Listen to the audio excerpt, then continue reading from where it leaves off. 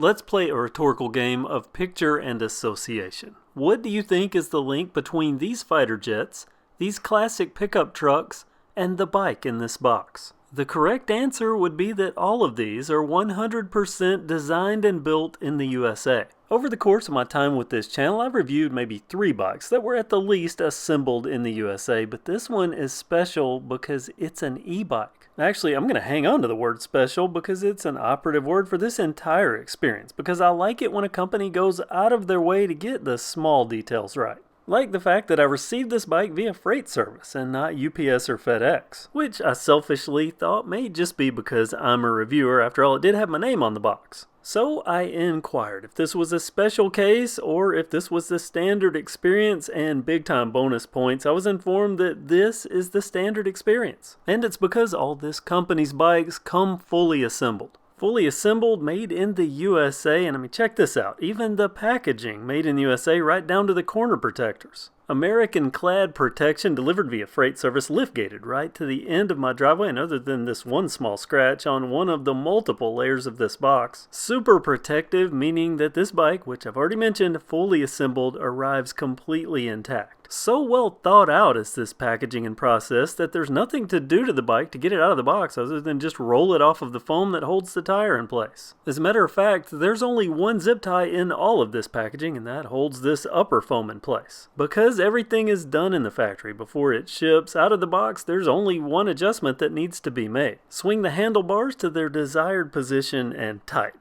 Don't even need to hunt up tools because that's taken care of as well. Because there's a complete accessory bundle including this, which we'll be seeing shortly, an instruction packet, the bike's charger, which I'll also be talking about in a bit, and this tool bag with its electric bike company logo, which not only looks nice, but also makes this part of the best toolkit I think I've ever received with a bike. For reasons like this, the hex wrenches, not standard, they're ball end. There's also a basic screwdriver, a star bit wrench, and then this, that are not only nice quality, but they're here for one purpose. That foam that was around the handlebars, there's a single zip tie. They gave snips for a single zip tie. That's not only paying attention to small details, that's paying attention to every detail. Above and beyond, and we haven't even gotten to the bike yet, which, oh yeah, this is nice. And lets us know with some basic branding that it is from the Electric Bike Company. Well, Electric Bike Company, I'll give it to you. You've nailed everything thus far, so let's see what you've done with the bike itself. This is the Model E, which surprisingly they call their economy bike, though it doesn't look like a bike that would be on the low end of any spectrum, especially considering that it is made in the USA. Now, quality is something that's hard to relay on camera, though I think you can tell by some of these images just how well built this is. But let me just say that if you were as impressed as I was with the unboxing experience, then you're going to want to see the rest of this classic style cruiser, though to me it also kind of has a low and long 50s hot rod look. But first and foremost, it is a cruiser, meaning upright, comfortable riding with wide swept back handlebars. Comfort positions aplenty from the height of the bars and their pitch to the stem, which goes from 0 to a 60-degree rise. It's also 120 millimeters long. Tiny but nice details, the white stitching on the black leather grips. Lock-ons embossed with Electric Bike Company branding. And beside that right grip, a thumb throttle, meaning if you want to, you can ride the Model E without even having to pedal. If you're a rider that wants more control and wants to use the pedal assist, the controls for that are beside the left grip with a simple 3-button setup. The controls are displayed via a centrally mounted color LCD screen, which I'll go over in detail shortly. For now, let's get back to the only other control on the handlebars, and that's the brakes. And these are Bengal hydraulic disc brakes. A brake system with a motor cutoff switch, and all the wires and lines cleanly routed and into braided cables, which is, I think, a subtle nod to classic cruiser motorbikes. When it comes to cruisers in bicycle form, a basket is almost a requirement to complete the look. For the Model E, a front basket is an option, but the basket that is made for this model is easily the most robust that I've ever seen. Constructed of an alloy tubed outer cage and a mesh steel liner. Also included with the basket add-on is an integrated front headlight. This is an HL3002 by Spanning. I've never heard of that brand, but it's acceptably bright. You can see it here lit up in noon sun. Underneath the exceptionally glossy underside of the basket is the fork, a classic rigid steel fork. Bolted to the fork on the review bike that I have are these add-on steel fenders, which fortunately come factory installed. If they're chosen as an add-on, I don't like to install fenders, but these came out of the box perfect, no adjustment needed. When I see a cruiser bike with a rigid fork, I expect bolt-on wheels, but for the Model E, there's a quick-release front wheel with an electric bike company sealed bearing hub. For the base model, the tires are Schwalbe Fat Frank E-Cruiser tires, 26 by 2.35. And those are mated to Electric Bike Company 2-inch wide jet set double wall alloy rims. Here's a look at the Bingle hydraulic brake calipers, at least the front one. The rotors, both front and rear, 180 millimeters. It's also worth mentioning that disc brakes usually either have to clean the rotors or adjust them, but out of the box, no rubbing, no noise of any kind. Let's talk about the frame now. It has internal cable routing and a stunning black finish, though there are countless color options. The frame material, aluminum. Design step through, which makes this an easy bike to get on and off. I've already called this finish stunning, but I need to re-clarify here. It is automotive quality, and that means tough. There wasn't a scratch on this bike out of the box. The only scratch that it currently has here on the fender, and that's where another bike fell into it, and this is all it did. On the left side, a keyed lock to access the battery, which is flush mounted into the frame. And we're about to get to the e-bike parts, but before we get to that, to be a good e-bike at first needs to be a good standard bike, so it's nice to see things like this, the sealed bearing at the bottom bracket. On the opposite side of the bottom bracket, the cadence sensor. And that's nestled behind the chain ring, which on this bike is a 58 tooth, and it has an aluminum double-sided bash guard. Crank arms, forged alloy, 170 millimeters long. The pedals, aluminum Welgo style with non-slip inserts and integrated reflectors. Integrated sealed bearings too. And how about this? If I think USA Transportation, I think US Auto Industry, so how about the pedals on this USA-made e-bike being union branded? Behind all of this crankset and the cadence sensor is the electrical wiring, which all routes out of the bottom of the frame and to the electrical points.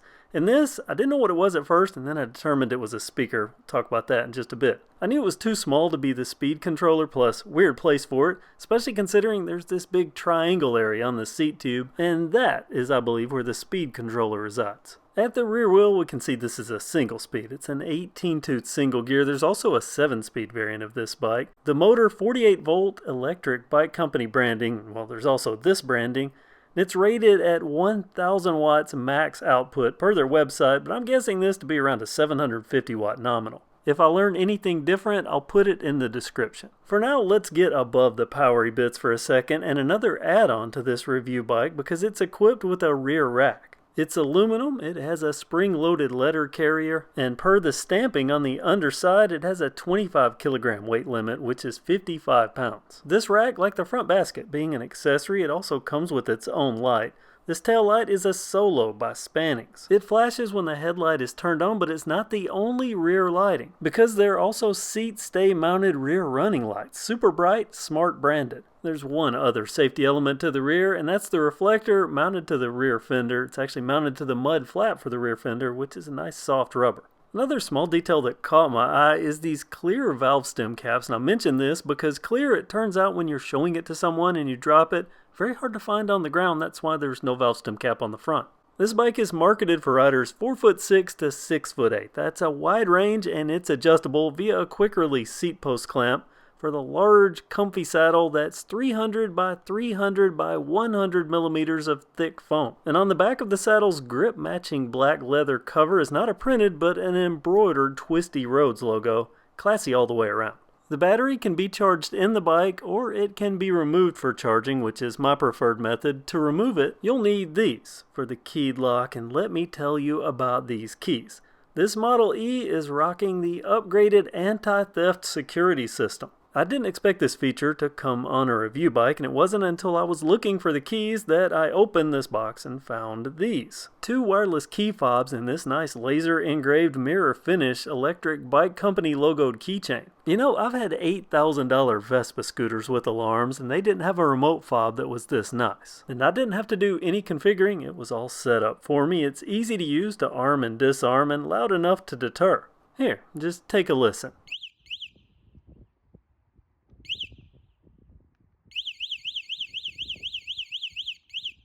Again, nice job for Electric Bike Company with the small details, even for their add-on products, and even their add-ons have add-on small details. And since we're looking at accessories, I may as well show you the charger now. This is a cooling fan equipped charger with an aluminum housing, and they call this the supercharger, meaning it has an output of 3.5 amps, but I noticed on the back it's 3.5 to 4 amps, and this can charge a completely depleted battery in 4 hours. My average charge time for a mostly depleted battery, 2.5 hours. The battery itself, easy to remove, and with the key lock and the release button, it pulls right out. And by the way, on the bike I received, the keys were inside that anti-theft security box under the tray. On the front, there's an EBC Lightning emblem, and this battery is 48 volt, 14 amp hour.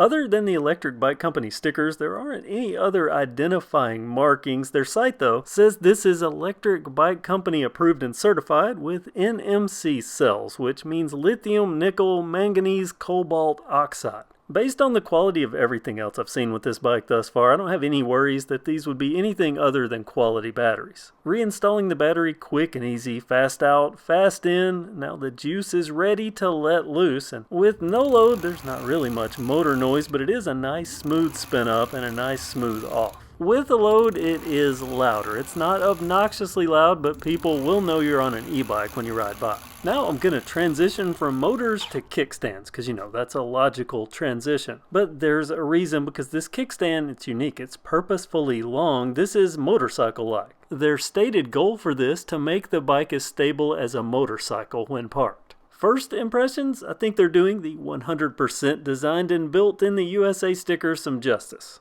The ride, that's justifying too. Near effortless pedaling propels the Model E up to its 25 mile per hour top speed. If, however, you want 100% effortless, then there's also the thumb throttle, which means no pedal riding up to 20 miles per hour. And that riding, either way, is going to be on the street, because that's the sole domain for the Model E. I mean, this is a cruiser after all, and it does have a rigid steel fork, but still does have some flex, and that paired with the Fat Frank tires makes this bike do decent on rough-ish streets. Though I would still recommend avoiding potholes whenever possible. That said, I have taken this bike off a curb or 2 or 5, and I haven't had any problems. Now let's talk about pedal cadence at speed. This does have that 58-tooth front chainring, that 18-tooth at the rear, and that pair is a good matchup. Meaning there is no run out of pedal effect all the way up to the top speed of 25 at pedal assist 5. That said, it's still right at the limit. I found 23 miles per hour to be the perfect sweet spot. The cadence sensor, that's an area that companies either get right or they get wrong, and it's easy to get wrong. But on this bike, it does well. Half a revolution to enable the motor, and it quickly turns off when pedaling is stopped. Wheels perfectly true out of the box. They hand build these at the factory, and smooth rolling thanks to the quality sealed bearings. One interesting quirk, and this is due to the mesh basket insert, when turning or if the wind's blowing a certain way,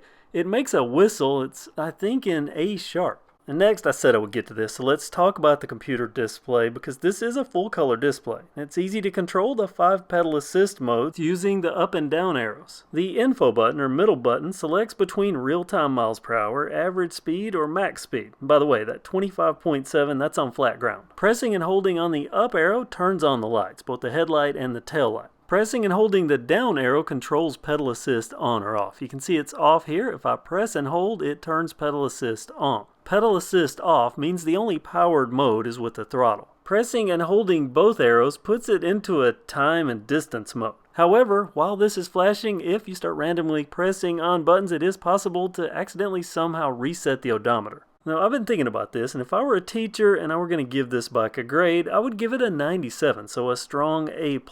What would be my mark-offs? Well, for starters, 1 point would be the display. It's color, but it's not very vivid, so in broad daylight, here, I can see it, but you can't. But even for me, it's not all that bright, and the color's so washed out it may as well be monochromatic. I did my best to duplicate this here, and you can see from far away, you can only see 2 colors, white and red. Of course, out in the sun, you can't even see the red.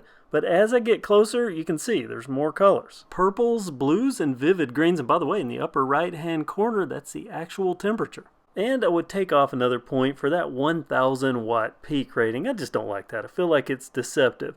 But even at roughly 750 watts, which is my guess, this is good even for a single speed bike. This is a hilly area. Actually, I'm riding in a flat area, but I live in a hilly area and it does well starting off even on hills. You know, I'm going to be a nice teacher. I'm grading on the curve. I'm going to make this a 98 instead of a 97 because those are my only two real complaints, and one of them's really not a complaint, it's just more a nitpick. Before I head to their website and talk about pricing, let's talk about ranges and what I've received thus far, because I'm only a couple of charges in, not counting the first charge that you're seeing here where I was playing around with all the settings. But in this neighborhood, on a fully charged battery, keeping it at pedal assist 1, riding loop after loop after loop, I got 40.1 miles. Now there are a half a dozen or so stop signs, and by the way, these Bengal brakes work great. And I didn't let it get down to the point where the battery indicator was flashing, so as soon as it hit 1 bar, I called it a day, and that was 40.1 miles. So I have no doubt that I could have probably eked about another 5 miles out of it, which would have put it in the 45 to 46 mile range per charge. So on a battery that's claiming 50, that's close. My other test charge was throttle only between my house and downtown, and there are some hills in between,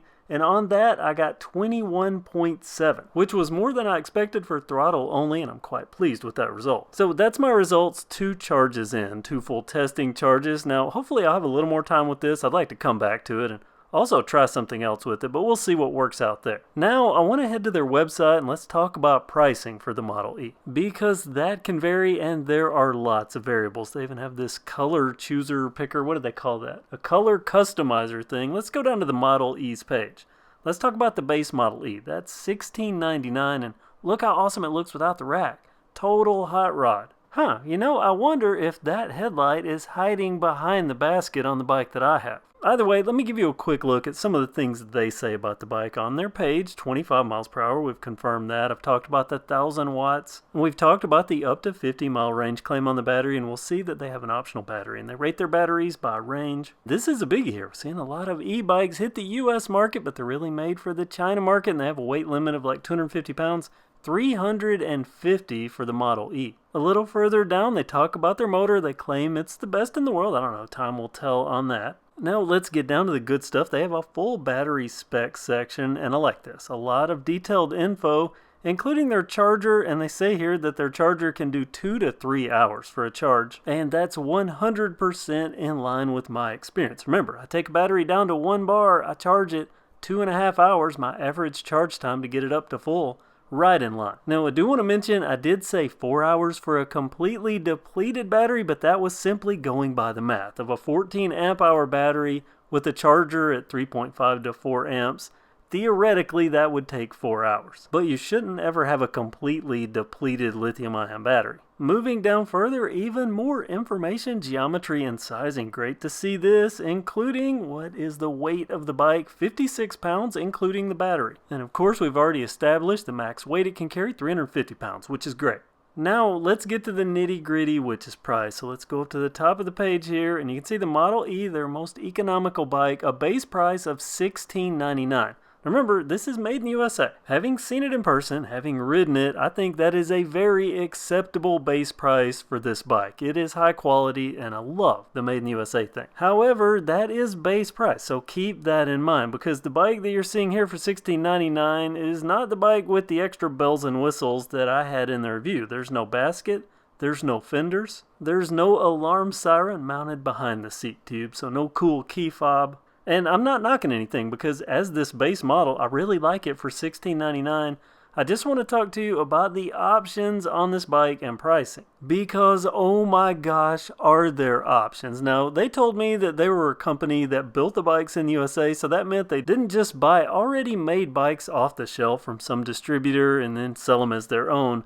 They actually build them in the USA so they can make all these custom configurations. And you can see there's 2 different drivetrains, a single speed that I have and a 7-speed, and then there's frame colors you can choose from. Lots of, ooh, look at that, KevCentral orange. And you can see with these colors, there's a couple of base colors that don't add anything to that $16.99 cost, but you get some of the different colors like that metallic gold, and it might be an extra $299. We're just getting to the tip of the iceberg on the customizations. You can see I could even make the fork orange that initially I thought would look cool, but now that I see it, no it doesn't. And I like their color picker here, how it shows the differences on the bike. And also like the paint color, you get outside of a couple of basics and the price can go up. And some of these fork prices, $159 just for a fork color. Adding adding fenders like is on the review bike, that's an extra $79 for the base fender, but going through, some of those prices change. Another potential of up to $159 more. On top of frame color and fork color and fender color, there are two different tire sizes, 26 and 24.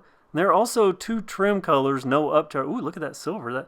I think I like the black better. Rims, there are 3 custom colors, no upcharge for any of those, so that's cool. Spokes, did I mention that they hand laced their wheels and went into great detail about dipping their nipples in oil? I'm going to get into all that. How about tire options? Fat Franks in black, Fat Franks with tan and white, or a Continental upcharge premium tires, $89. And I gotta admit, for $89, those look pretty good. There are just so many options. I don't know what to choose. This could get confusing fast. Now, I do want to mention something. I got down here to the battery and I noticed something. When I go to the 70 mile battery, that's the 14 amp hour, that's the battery I have. So I'm not getting 70 out of that battery, but I am getting what I believe is acceptable, especially with the fast charging. Because let's say somehow I rode 40 miles to work, then I could charge the battery while I was at work for my first 4 hours, go to lunch on the bike, somehow drain down the battery, and then charge it for the 4 more hours before I headed 40 miles home. Or more, with more charge cycles, maybe that will change. I'll follow up as long as I have this bike. Back to the customizer, the point that I'm trying to make, pop-ups, don't you hate those unless it's giving you a coupon like that one was, and then it's beneficial, but there are so many options here that can A, change the price, or B, give you so many options, because there's a lot here. They did a really good job, giving ample opportunities to customize. That said, I decided to do something. We've established $16.99 for the base bike, which again looks super cool, but I went through and I configured this bike the exact way that it was sent to me as the review bike. That means adding fenders. That means adding the basket with the basket liner. I added the proper battery, the right color grips, the alarm system, all that stuff to see how much this would cost for the bike as I have it for the review bike, and here you go, $25.74, which at first seems shocking, but then I start thinking about it and how well this bike is made, knowing where it is made, and look at all the features that it has and how much I like it. And I don't know that if I didn't hear that $16.99 that this would even bother me. Now, let me also say they sent this bike for me to review, but I'm not sponsored. I haven't been paid. I don't even have affiliate links for these guys. I don't even know how long I'm going to get to keep the bike. If I do get to keep the bike, then maybe you'll see at the beginning that this is a sponsored video because of the way YouTube rates that now. But as of right now, it's definitely not sponsored. So I'm going to tell you, these are all my opinions based on nothing, no monetary gain of any kind. And still at $25.74 for what this bike is, I'd be pretty happy with that. But in all honesty, the most appealing to me would be the base configuration at $16.99, which is not a bad price, knowing what I have seen of the quality that it is, made and designed in the United States, delivered via freight service on a wooden pallet that you can literally ride the bike off of, because it's all done for the buyer, pre-configured, already set up. And again, here in the USA, and I know I'm beating that drum a lot, but to me that's a drum that needs to be played more, and congrats to Electric Bike Company for bringing this option, a made in the USA e-bike, to the market, and for letting me have a go at it, because I'm that impressed. So I want to know now what you think. Comment below, did you know there was a USA e-bike? Did you know it was this one? Love to hear what you have to say. I hope that you subscribe if you haven't already. Depending upon how much more time I have with this bike, I'll maybe do a follow-up video, maybe if I get lucky, a couple of modifications or something like that. If you have any questions about it, comment below and maybe I'll give you a shout out in an upcoming High Five Friday video. I've put a link down in the description if you want to take a look at this bike on the Electric Bike Company website. Thanks for watching KevCentral and have a great day.